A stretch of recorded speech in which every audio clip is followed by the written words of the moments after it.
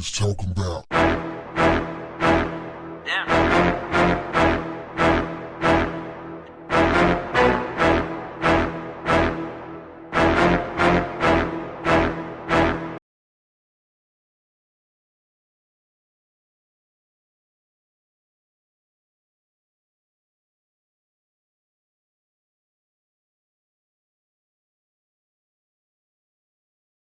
What's up, family?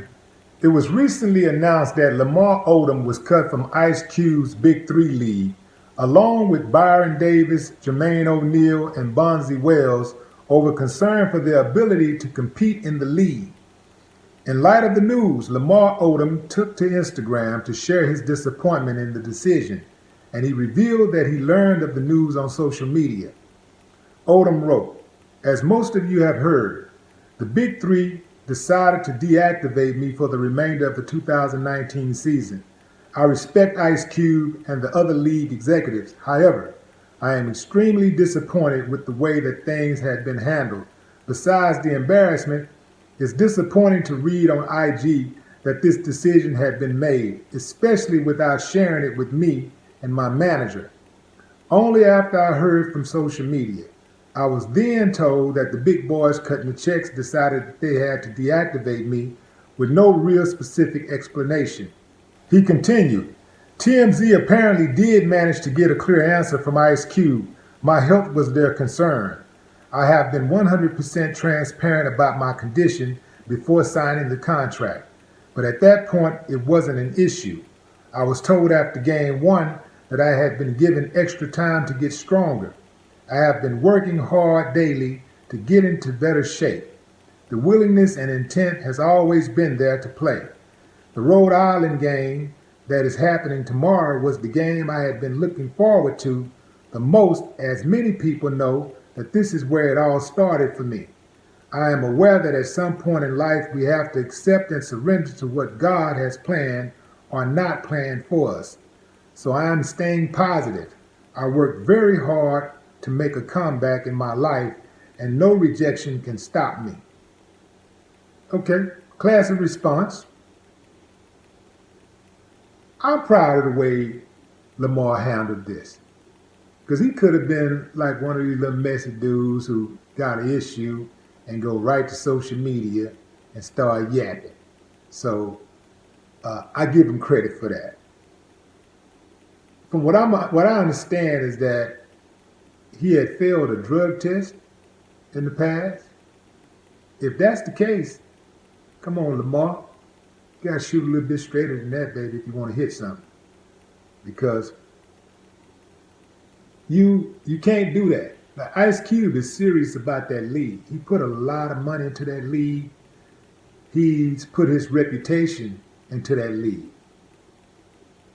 Depending on how this thing goes, I mean, man, you could blow the roof off. This dude could turn into a $1 billion business for him. And I'm sure it will if it keeps going, because you got to think about it.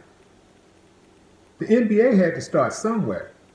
And the BIG3 league has already surpassed where the NBA was. I was about to say NWA.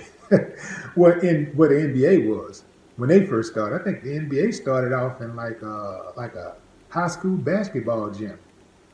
Yeah, and look at how it's grown. So BIG3 is already playing arenas. And I mean, it's some exciting basketball. 3-on-3. I think it's like 5-6 minutes a quarter, or 8 minutes a quarter, something like that. Quick games.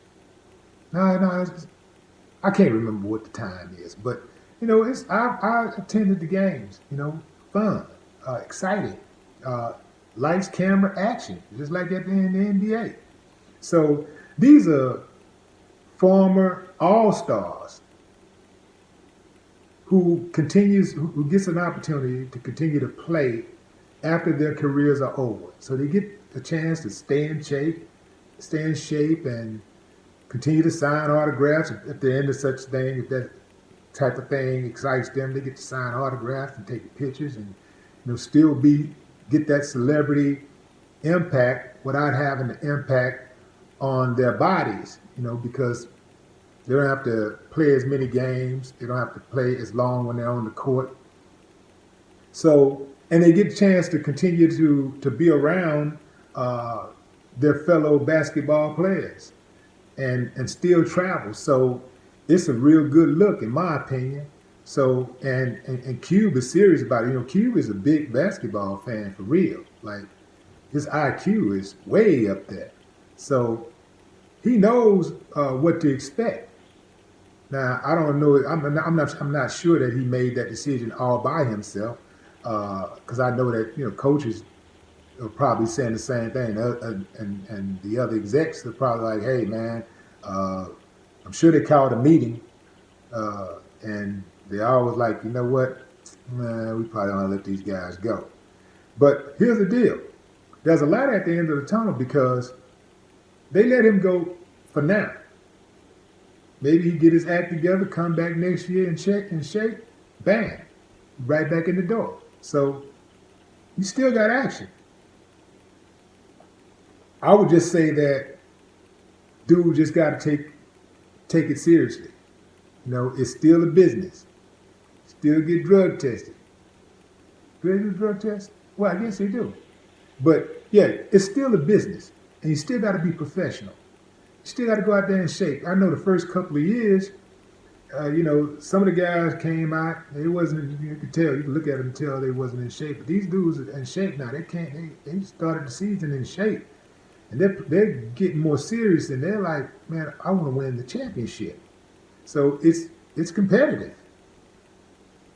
And if you haven't checked it out, make sure you do. But I wish Lamar all the best. I used to wish him well, even when he was going through his problems in the past. I've always been rooting for him. I don't know. I guess I'm the type of dude I just root for the underdog. But Lamar he was talented. The guy was a beast when he played for the Clippers, and so he's always been a very solid basketball player. He's just had some personal problems, as many of us have. So I wish the dude nothing but the best. And again, man, salute Lamar Odom for taking the high road on your response. No more talk. What them haters talking about?